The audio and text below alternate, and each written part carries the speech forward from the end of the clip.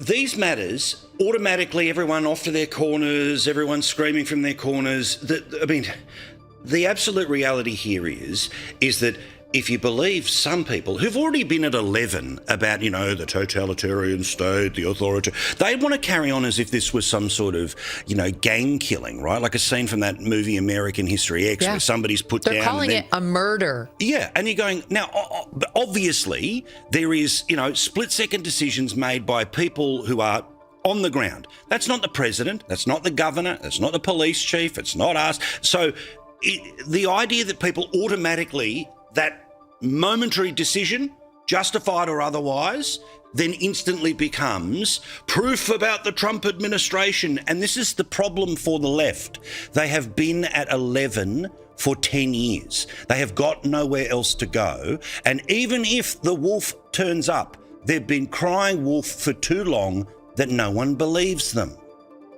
I mean, no one on our side, the side of sanity. Yeah. But unfortunately, their lies are working because President Trump's numbers on immigration enforcement are going down precipitously. So what's happening now is that these leftists have dialed it up to 11. They lie. I mean, just lie through their teeth. Today, we played a clip of Whoopi Goldberg on The View saying they just shot a man. He just was holding his phone and a bottle of water, and they shot him 10 times. They murdered a man. He is standing, he has his phone, and he has a bottle of water. And they shot him 10 times. What the? I don't know what you're investigating if you're not investigating the straight-up murder. What a lie. They weren't bothering him. They wanted nothing to do with him. He was a known ICE agitator. His family had been worried about his ICE agitation, saying, don't get in between anything. And he did it not once, but twice, both times with 5 officers getting all over him. He had his little phone. He clearly wanted to get a viral video, and he got it. at risk of his own life, and ultimately it cost him his life. I mean, that's what we call assumption of the risk in the law. He did it. As I said on my show, the reason I am not shot by ICE right now is because I sat in my studio this weekend and I minded my own business. I did not go out there in between a cop and the person who was antagonizing him, who was a fellow ICE agitator, like this guy did. That was very stupid. It was reckless. And look, you know, these guys, they're like wannabe cops in a way. They hate law enforcement so much, but they want to be them. They have their little group on Signal where they coordinate where their target is. Oh, let's all get there. Let's tail them, get reinforcements. They harass them when they're trying to sleep at night. They encircle them when they're trying to conduct their operations. To arrest criminal child molesters, they get up into the face of ICE, they blow the whistles, which is really a form of torture, to just blow those whistles all day long.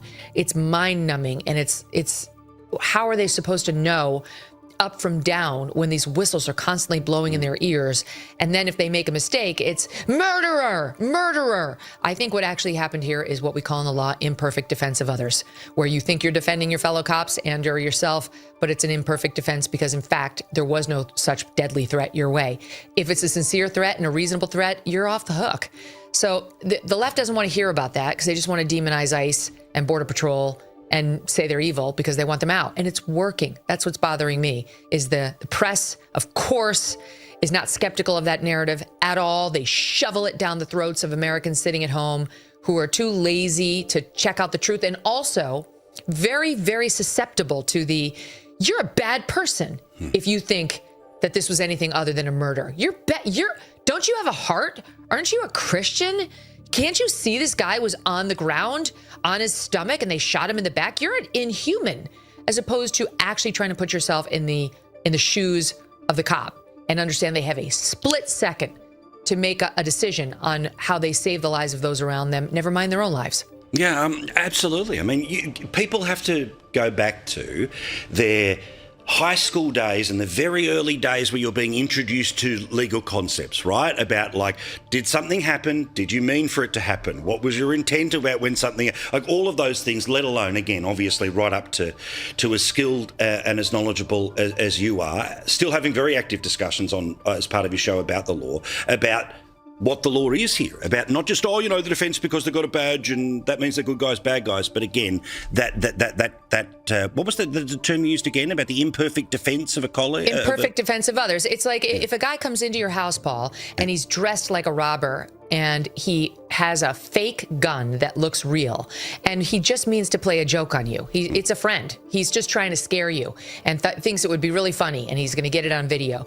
But you don't recognize him because he's disguised and you don't see that that's a fake gun and you shoot this man. Are you guilty of murder? No. That's also an imperfect self-defense claim. You weren't actually in any danger, but you mistakenly, but reasonably thought that you were. It's not that far afield from that. And the law is going to look at whether a reasonable cop in these same circumstances would have feared for his own or others' bodily safety. And they're going to find that he did. That's how this is going to come out, as long as it's not in front of some crazy ass Minnesota jury that it just wants to punish ICE. And I can't rule that out because I don't know, actually, unlike the shooting of Renee Good, where the feds took control of it and said, that's it, we're not giving control of this investigation to Minnesota. This one I'm not sure on. Originally, the Trump administration said, same, we're taking control of it. But Minnesota seems determined to do its own investigation.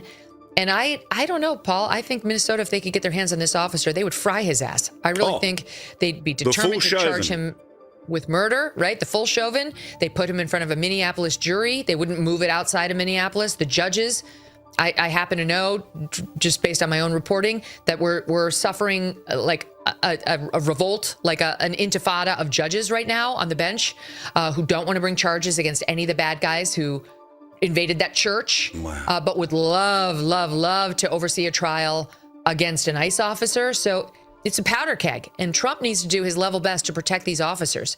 We're also worried because even if the feds do keep control of this for the next 3 years while Trump's president, when he leaves office, if a Democrat comes in, a Democrat could say, okay, we're not going to prosecute him. Minnesota, you go ahead.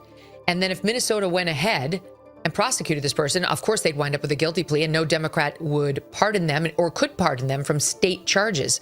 So all these ICE officers really have a lot on the line right now, and there's only so much even President Trump could protect them.